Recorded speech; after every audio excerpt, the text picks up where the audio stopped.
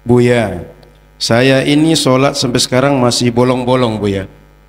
Dan sudah 20 tahun lebih kurang sering sholat itu tinggal Buya. Pertanyaan saya Buya, ada orang bilang kalau saya tak sholat itu kafir. Yang kedua, sholat saya itu tak perlu lagi diqadha Buya. Gimana itu Buya? Yang pertama adalah siapapun Anda, itu tidak ada yang sempurna di dalam beragama. Ada kekurangan sana dan sini. Ramadan pun pengen khusuk, tatonya ada salah satu kalau saya lewati hari Ramadan saya berpuasa tapi saya bermaksiat. Sholat ada bolong-bolong. Baik, memang semua dari kita tidak ada yang sempurna di dalam kita beragama. Tentu ada kekurangan-kekurangan.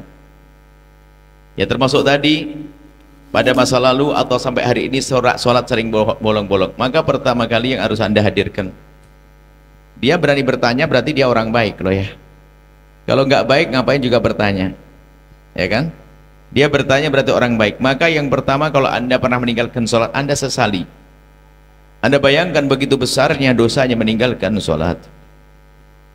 Dan sholat itu hanya untuk orang pilihan Allah. Coba kalau kita merenung saja, sholat itu nggak berat sama sekali. Sholat itu tidak berat. Nggak bisa berdiri boleh duduk, nggak bisa duduk boleh baring, nggak bisa baring boleh telentang, bisa apa saja, nggak ada air pun boleh tayamum. Bahkan sampai mazhab kita Imam Syafi'i, nggak ada air, nggak ada debu, langsung saja sholat untuk menghormat waktu dalam keadaan apapun. Makanya kalau ada orang tidak bisa sholat, itu yang salah gurunya. Kalau ada orang tidak bisa sholat, yang salah gurunya. Sebab sholat sangat mudah. Nggak ada yang nggak bisa sholat. Anda semoga sehat semuanya. Ada orang sakit, maka bisa dengan sholat semampu dia, sehingga ada berat. Kemudian kalau Anda merenungi betul, berapa lama sih Anda sholat? 2 menit, 3 menit. Tidak ada sesuatu apapun di kepala Anda. Anda pun tidak menjinjing sesuatu di tangan Anda. Tapi kenapa kok susah sholat? Karena memang sholat untuk manusia pilihan. Sehingga siapapun yang ternyata berat baginya untuk melakukan sholat, maka segera minta ampun kepada Allah sebanyak-banyaknya, karena Anda telah dijauhkan dari kemuliaan. Pokoknya minta ampun istighfar. Minta ampun istighfar yang baik, astagfirullah, ingat sholat-sholat yang ditinggalkannya. Baik, kemudian kalau ada orang meninggalkan sholat, apakah saya kafir? Oh enggak. Dalam madhab jumhur ulama, dari madhab kita Imam Syafi'i, madhab yang kita anut Imam Syafi'i, dan juga madhabnya Imam Malik, madhabnya Imam Abu Hanifah, kalau ada orang meninggalkan sholat, asalkan dia masih meyakini sholat itu wajib, maka dia tidak dikatakan kafir. Dia tetap sebagai seorang beriman, tapi dosa gede, dosa sebesar-besarnya.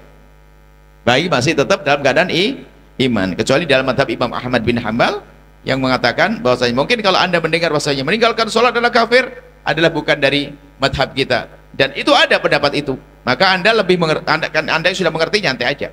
Yang mengatakan kafir adalah wilayah madhab jumhur. Dan yang mengatakan kafir tidak salah, karena ada pendapat dari ulama. Baik, kemudian apakah mengqadha? Lagi-lagi jumhur ulama mengatakan bahwasanya sholat biarpun dalam keadaan apapun, kalau ditinggalkan adalah tetap wajib diqadha. Wajib diqadha asalkan memang waktu Anda meninggalkan adalah orang yang wajib melakukan sholat. Jadi wajib diqadha. Memang ada pendapat lagi seperti tadi itu, pendapat yang mengatakan kalau orang sengaja meninggalkan sholat tidak ada qadha-qadhaan. Itulah. Bahkan dibunuh, bahkan akan dipenggal lehernya karena murtad kan. Karena tadi pendapat yang mengatakan sholat, meninggalkan sholat adalah kafir. Jadi kalau ada orang melakukan sholat, ya wajib diqadha. Cuman cara mengqadhanya barangkali yang perlu difahamkan. Cara mengqadhanya gimana? Tolong yang punya tanggungan sholat sudah, Allah Maha Kasih deh. Allah Maha Kasih, Allah Maha Pengampun, jangan disia-siakan. Anda niat saja mengqadha dan Anda mulailah hari ini.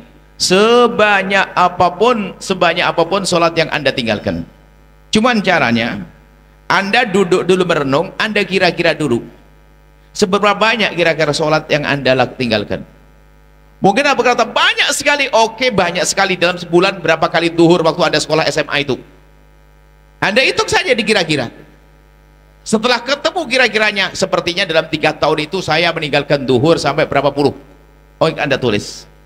Kemudian ada asar berapa puluh. perkiraan. Setelah Anda bisa mengira-ngira, Anda lupakan dugaan-dugaan, Anda kembali kepada tulisan saja. Kemudian setelah itu Anda mulai mencicil. Ya, kalau Anda sebelum menghitung, Anda nanti was-was terus, beres belum sih, beres belum sih, beres belum sih, itu tambah nggak enak, nanti Anda tetap kegelisahan, sehingga ibadah Anda menjadi tidak nyaman. Maka duga, kira-kira, susah, nggak mungkin, umur aja bisa dihitung kok. Kalau seandainya Anda meninggalkan sholat setiap hari, kan bisa dikalikan 40 tahun. 40 tahun itu dari umur balik saja akan dihitung yang wajib diqadha. Baik, kemudian Anda mungkin akan dengar perkataan para ulama, jika Anda meninggalkan sholat memang dengan kebandung, bukan Anda, saya tidak mau mencontohkan Anda, jika ada orang meninggalkan sholat karena bandel, dia disuruh sholat nggak mau, maka ini adalah dengan sengaja, maka wajib membayar sholat dengan kontan. Tapi kalau meninggalkan sholat karena udzur, tertidur, lupa yang halal, nggak dosa. Contoh, ada seorang anak, ibunya datang jam 11, akhirnya ngelayan ibunya sampai lupa zuhur, tidak sholat. Saking khusyuknya ngelayan ibu, dia tidak dosa, cuman sholat wajib diqadha. Nah, kalau orang meninggalkan sholat karena ada udzur, maka cara mengqadhanya boleh dicicil kapan saja boleh nanti, boleh minggu depan, boleh ini. Tapi kalau meninggalkan sholatnya yang nakal tadi, maka harus dibayar kontan. Nah, kadang bicara dibayar kontan ini menjadi berat lagi. Memang saya disuruh sholat sama bapak saya nggak mau sholat, so ibu saya nggak mau, berarti saya meninggalkan dengan sengaja, berarti saya bayar kontan. 4 tahun saya harus nongol sholat, gimana ini? Stres lagi kan nanti.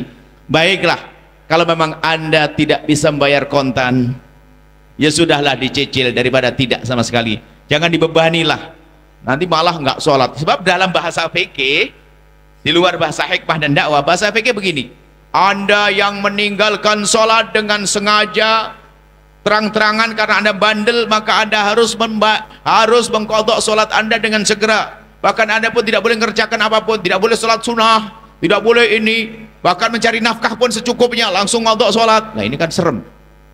Dan memang begitu ulama mengatakan.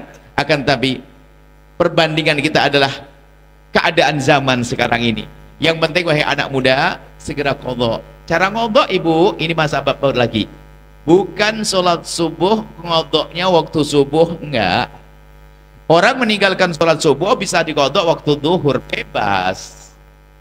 Bayar utang mah bebas, kapan waktunya. Jadi sholat maghrib bisa diqadha di waktu zuhur, sholat zuhur bisa diqadha di waktu maghrib. Cuma mempermudah, karena terlalu banyak. Saya pernah tidak sholat 4 tahun, oke. Karena Anda tidak sholat 4 tahun, maka paling enak begini caranya, Anda cicil. Habis Anda sholat zuhur, Anda zuhuran lagi, habis sholat asar, asaran lagi, habis maghrib lagi. Nanti pas 4 tahun sudah kebayar, nggak sadar. Jadi mungkin Anda mulai sekarang, ini bulan apa ini, saya akan melakukan sholat terus, habis sholat lagi, habis sholat lagi, habis sholat lagi, muter, nanti akan terbayar sendiri. Intinya, takutlah Anda untuk meninggalkan sholat. Kalau Anda punya utang sholat, Anda segera bayar, wajib diqadha menurut mazhab kita Imam Syafi'i radhiyallahu taala anhu, wallahu a'lam bis shawab.